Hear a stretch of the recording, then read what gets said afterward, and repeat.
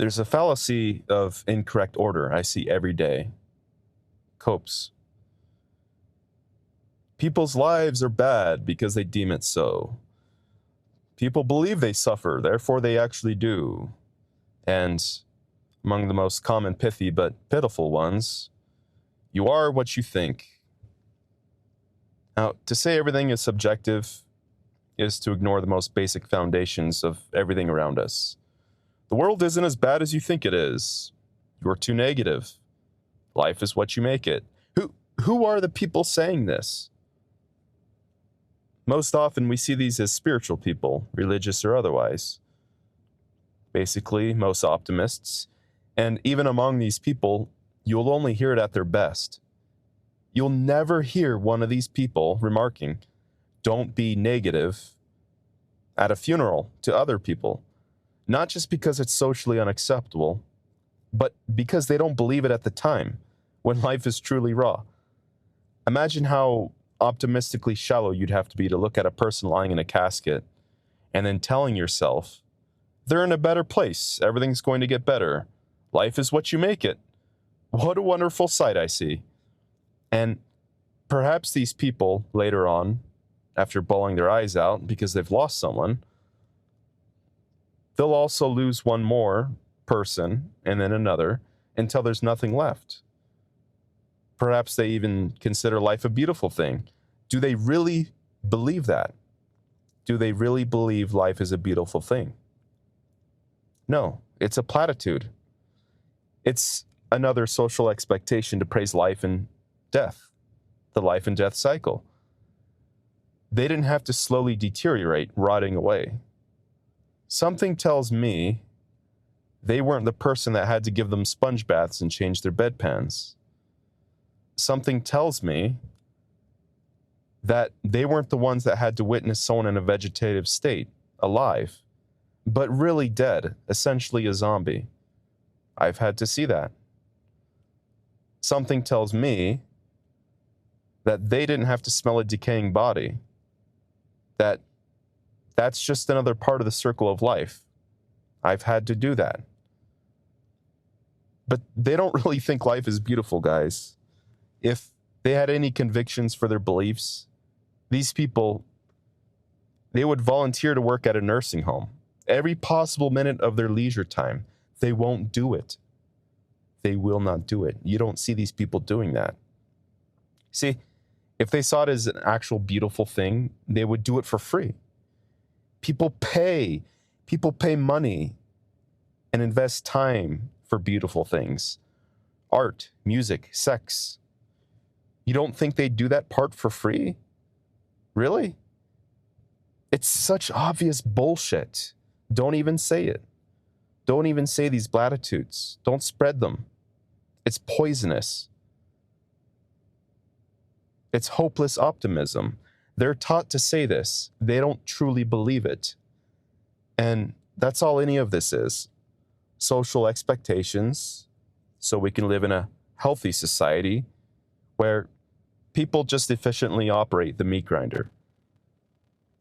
Another one is, most of your problems exist in your head. You just punish yourself. Okay, here we go. There are subjective values in our life, our preferences.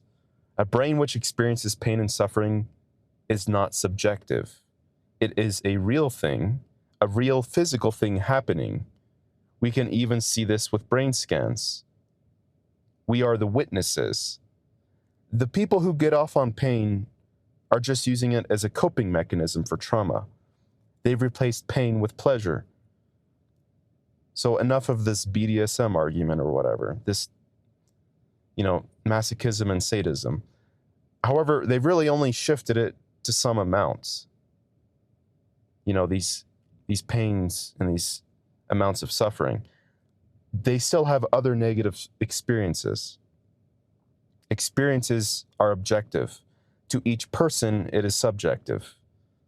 Objective things are put upon us. They're thrust upon us. How our brain reacts, what our mind does, is subjective. So it's action and reaction. See, even if we're brains in a vat, even if we're in a simulation, whatever theory you hold to be true, our brains are experiencing things from external forces. These are uncontrollable. It doesn't matter if it's real, semi-real, or an entire illusion.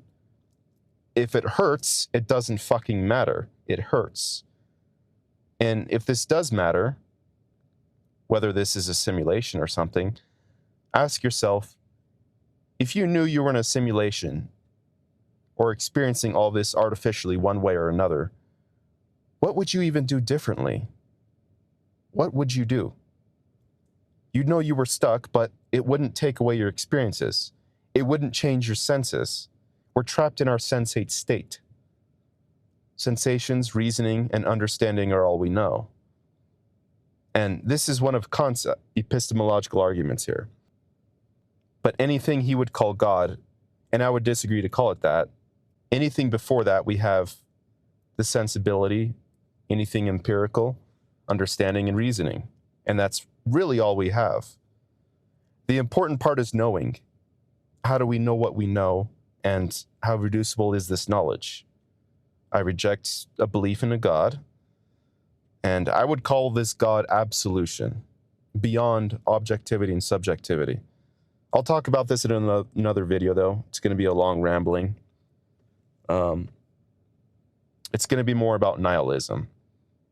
So I will touch up upon that and explore that further. But for now, we interact with knowledge subjectively. There's an objective event happening. For example, this would be the abstraction that 2 + 2 = 4, and this existed before us and will hold true after our existence, as long as there's at least one other observer. If you believe this is false and the only thing real is you, then nothing I tell you matters anyway. There's nothing I should say to persuade you of anything.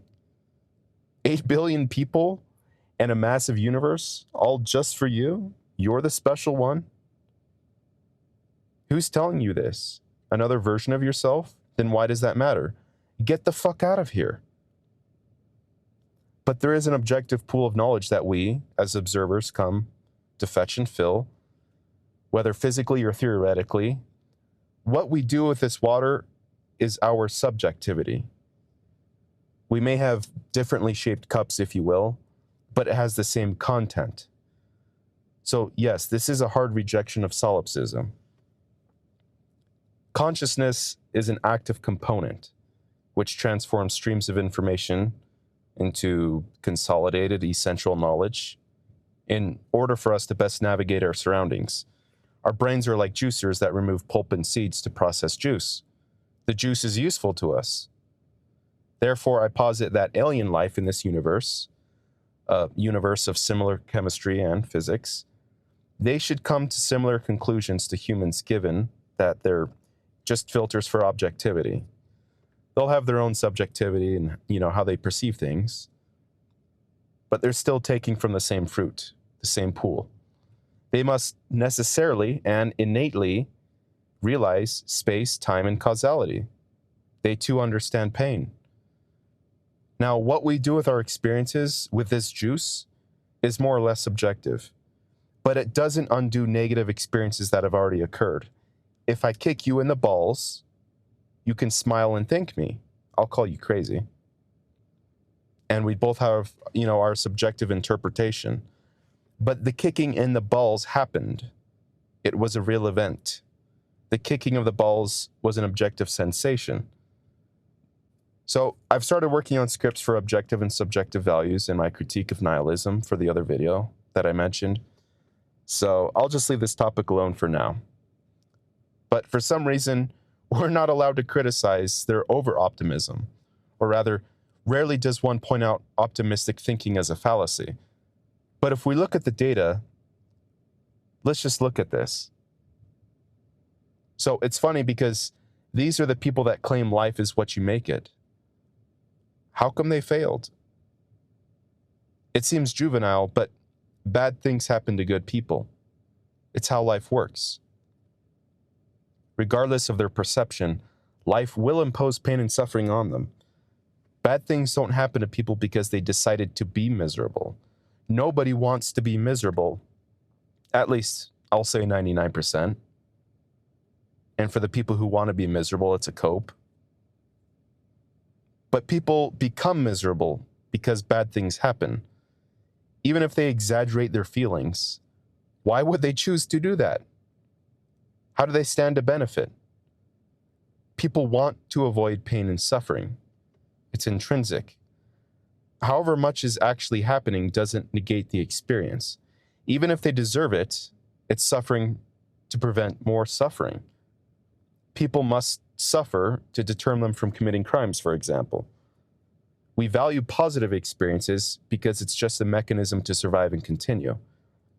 Even the best moments, a happy puppy dog just, innocently playing.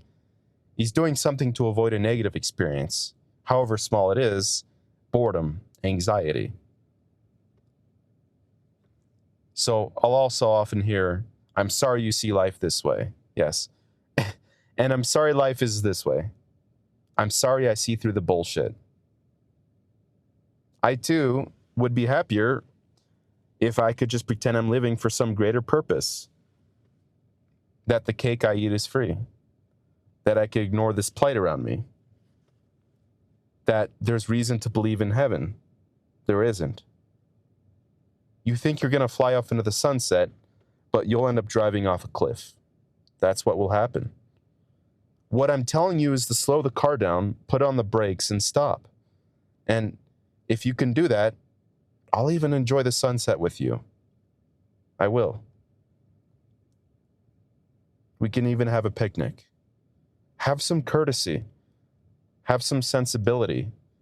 If you can't even do that, for the love of God, don't drag new passengers in. Go drive off alone into chaos. You absolute fucking psychopaths. And I believe that's enough of a video. I've covered everything I wanted to. We get more on subjectivity and objectivity. But for now, have a good day, have a good night, and enjoy yourselves.